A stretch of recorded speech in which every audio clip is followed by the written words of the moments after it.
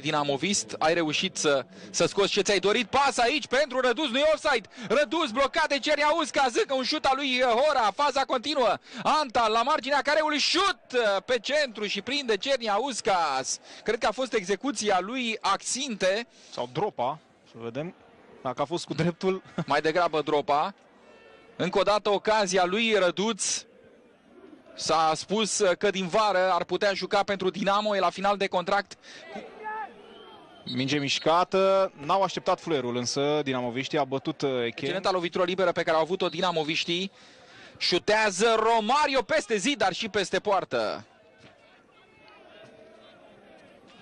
Dacă ar fi bătut Tadic. Acum centrează Nistor, puternic este voleul lui Hora.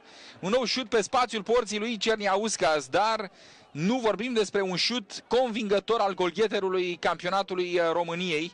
Iată, nu a avut succes pentru Răduț, are spațiu la dispoziție Răduț, accelerează, cade la marginea careului Răduț sau poate în interiorul lui, jocul lăsat să continue de Alexandru Tudor, aflat de mai devreme cu Răduț, faultat aici de Rotariu.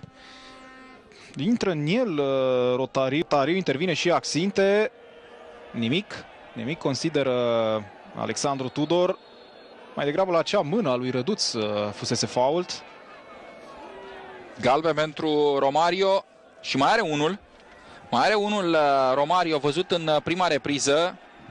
Dinamo din acest minut este în inferioritate numerică. Valentin Lazar, un dribbling, pasă în centru, caută pe Sombe.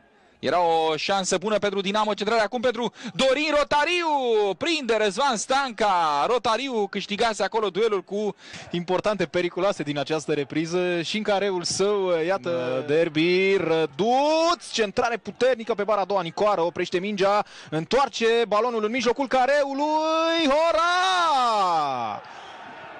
Ratarea campionatului.